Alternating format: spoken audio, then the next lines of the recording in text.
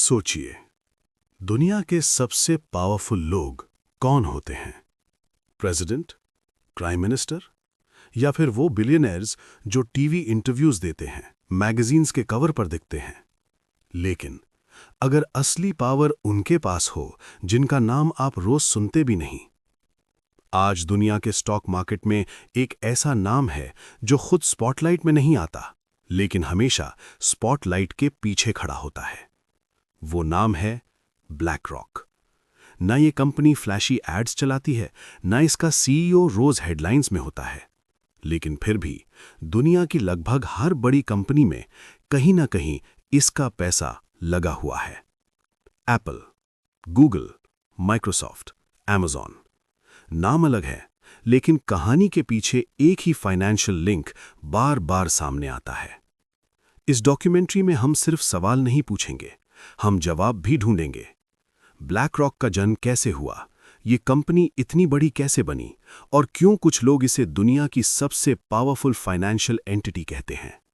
ये video hype के लिए नहीं है, ये वीडियो कॉन्स्पिरेसी के लिए नहीं है, ये एक deep fact based finance documentary है। और अगर आप फाइनेंस को सिर्फ नंबर्स नहीं, सिस्टम, पावर और इन्फ्लुएंस के साथ समझना चाहते हैं, तो द फाइनेंस ग्राउंड चैनल को अभी सब्सक्राइब कर लीजिए। और वीडियो अगर आपको पसंद आए तो लाइक और शेयर जरूर कीजिएगा। कभी कभी जिंदगी में सबसे बड़ी कंपनीज सबसे बड़ी गलतियों से जन्म लेती हैं। ये कहानी शुरू होती है 1980s के वॉल स्ट्रीट से।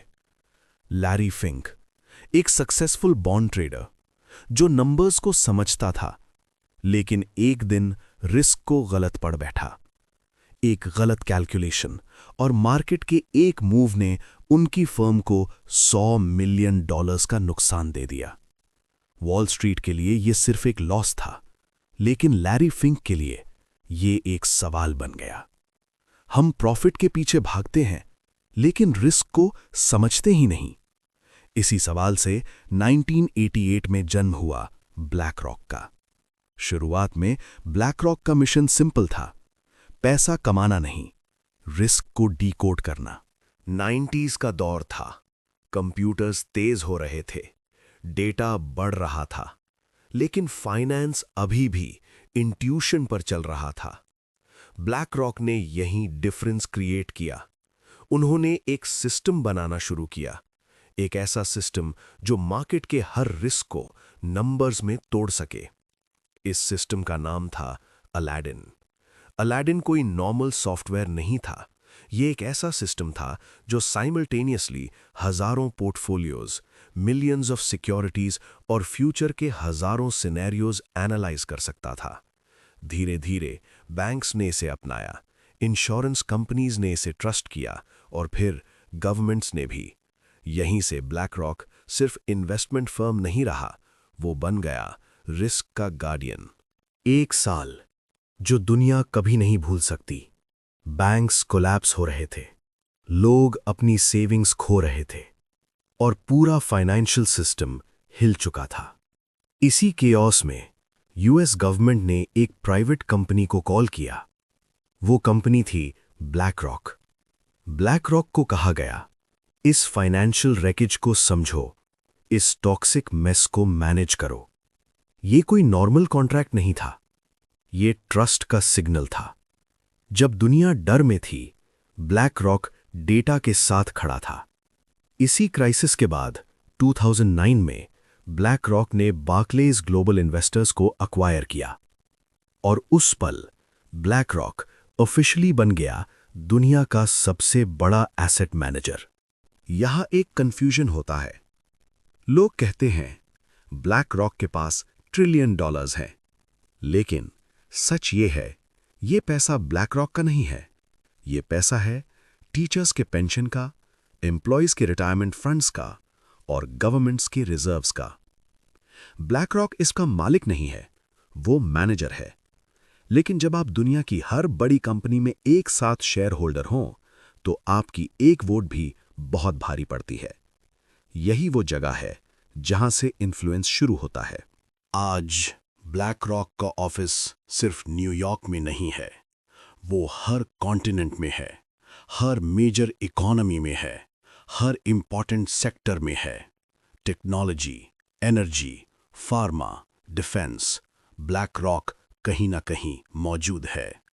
वो कंपनीज को ऑपरेट नहीं करता, लेकिन सिस्टम को समझता है जो उन्हें चलाता है। और शायद आज के टाइम में यही सबसे बड़ी पावर है। जब पावर दिखती नहीं तो लोग उसे डर के साथ देखते हैं। इंटरनेट पर सवाल उठता है, क्या ब्लैक रॉक दुनिया कंट्रोल करता है? सच ये है, ब्लैक रॉक कमांड नहीं देता, वो इन्फ्लुएंस करता है। ईएसजी पर भी बहुत हंगामा हुआ।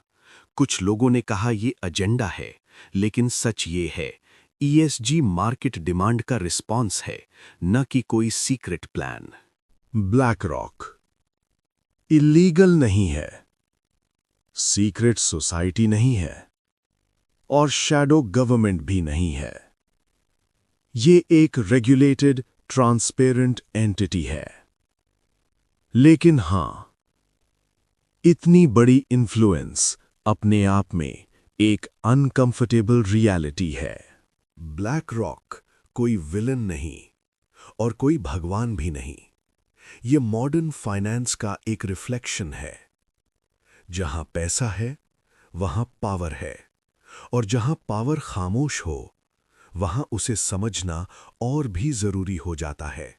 ऐसी ही और deep dive high quality finance documentaries के लिए द फाइनेंस ग्राउंड चैनल को सब्सक्राइब करना मत भूलिएगा।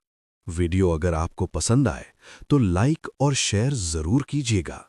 मिलते हैं नेक्स्ट वीडियो में द फाइनेंस ग्राउंड पर, जहां फाइनेंस को सिर्फ बताया नहीं, समझाया जाता है।